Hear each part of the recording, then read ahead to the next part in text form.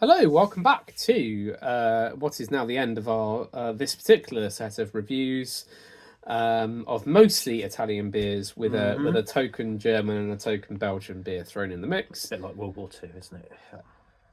Topical. Not really. So we're going back to Italy. What a mistake to make. Going back to Italy is never a mistake to make. No, true.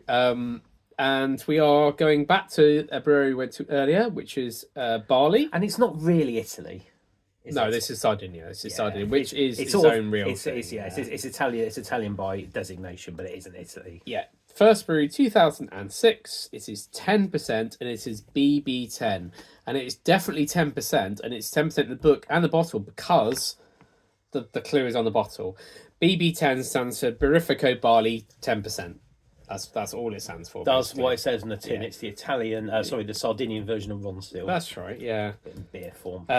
So, while you are sorting that out, while Yao is sorting that out, we're not in Stourbridge yet. Yam yam. Yeah. I will read the tasting notes. Dropping things everywhere. This is dark with hazelnut tints, rich and complicated aroma. Ooh. Roasted notes come to the fore, followed by red fruits, licorice, and soy sauce. Full-bodied mouthfeel, very long aftertaste. Okay, well, there's a few things I want that needs to be said about this, but let's see what the beer says first before we talk about those things. That's pouring like. Oh, look at the colour of that. That is lovely. Could you push the next one in? I'm learning I presume this is going to be charged. I'm learning over time with these charged bottles that the less you pull back on the pour, the better. If that's indeed, literally possible to do.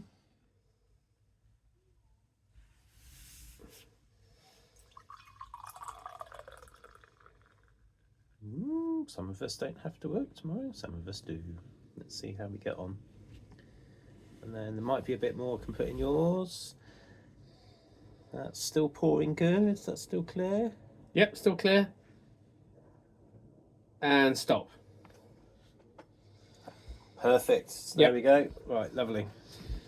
Okay, so we'll talk about the bottle first quickly. We spoke about the barley styling before. Very, very clear that it's got this sort of coloured border here with the barley logo.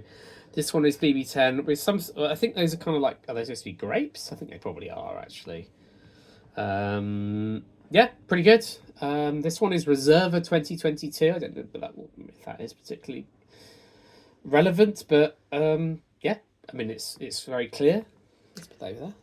Oh, it's over there. Oh, I might be able to read something on the back. So anything? Oh, it's Italian. It's all in Italian. Yeah. Non-pasteurized is what I can see from there. And it's non-pasteurised and re-fermented in the bottle. I think non-pasteurised, non-filtered, re-fermented in the bottle. Even I can read that, even though it's in Italian. There we go. See, Italian's quite an easy language. Very, very clear what that means. All right, so it is the darkest beer we've had of the day, that's for sure. Yes. It looks really good. The head is nice. Should we go for a smell? Smells stouty. Oh. Yeah, when you waft it about the second swill, it's like, oh, hello. The first one, it's like, I'm getting a vast amount out of that. Then there's like a big figgy boozy stink of alcohol. I will talk a bit about the production process, but it does say that BB10 cannot be bracketed to any one style, although the brewer suggests it might be closest to an imperial stout.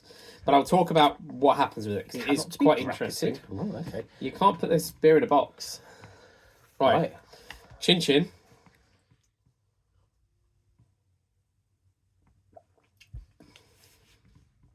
That's very nice. It's got good body to it, not thin. It is fruity, stouty. You have a strange look on your face. I can't quite get my chops around this one. Interesting. Well, shall I tell you about it? And maybe that might reveal about why it's so confusing. Yeah. Because it's a little bit confusing about why you might be wondering about it. So, So the brewer was not satisfied with just brewing a strong beer. Nope. So he did it. So he wanted to personalise it. He added concentrated grapes Okay. to the beer. Right. 5 different kind of malts, both British and Belgian, and 2 hop varieties, Cascade and WGV. It's produced once a year after the harvest of the particular grape they use, and it's produced in a very limited quantity. The brewing process is very long, with a final maturation in bottle lasting around 6 months. Okay.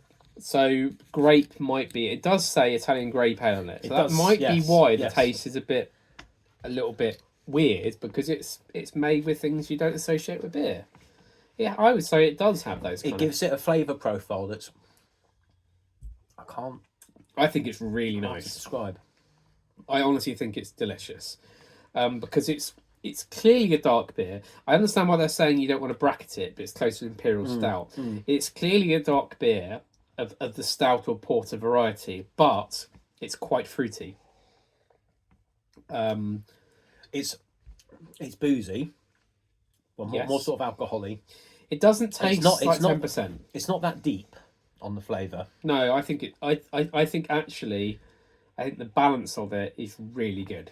I think there's no overpowering flavours. I think it's just got a really, really nice There's a taste. tanginess to it, which I guess must be the grapes.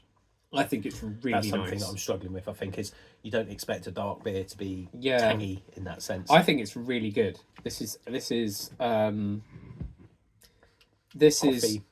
this is one of the best beers we've done today, in my opinion. The Draco is my favourite, I think, because of the blueberries. This is my second favourite. This is really, really, really good. It's just really, really interesting. I can't make my mind up. Oh, interesting. Can't make my mind Oh, up that's on really this. interesting. I think it's absolutely delicious. What does Silent Bob have to say? Silent Bob likes So, it. thumbs up from Silent Bob. Yeah. It's like liquid licorice. I'm not getting licorice. All I'm getting is like that kind of red fruit taste. I think it's just really, really nice. I can see where Silent Bob's coming from. Actually, with the licorice, that sort of slightly tart, tangy edge is. You could say that's licoricey with the really roasty malt. It tastes to me a bit like if you put this in front of me and said it was a cherry stout, I might believe you. Do you know what I mean? Yeah. It's not cherries. That isn't the taste. Yeah, if it's something with But it's a grape stout. That's what it is. It's a grape stout. But the fact is, you're not used to the flavour of grapes in beer. It's just not a flavour you associate with. But it is a fruit stout. Well, essentially. it doesn't necessarily taste of grapes. No, it doesn't. It tastes of There's a slightly fruit. There's a slightly white winey kind of feel to it. Does it say whether it's white or red grapes? It doesn't say. It I'm says, assuming it's white grapes rather than red. Can you look them up? I can tell you what the grapes are called, and you can look up what they are on your phone. They are Cannonau grapes. So that's cannon as in the thing that fires cannonballs, and then So hang on. and then AU Canon. AU. No, 2 N's. You just type it in. We've had enough now. Yeah, that's fair. It's the AU. Yeah, but where's the AU? Red wine. It's red wine. It's is red it? wine. Oh, okay. Specifically from Sardinia. It's a Sardinian grape. Right. Okay. Because it all comes up with Sardinia. It's in fact, it's a DOC. It's designated of origin there. I kind of like it, but at the same time, I'm not. I don't know. I'm going to sit on the fence with this one.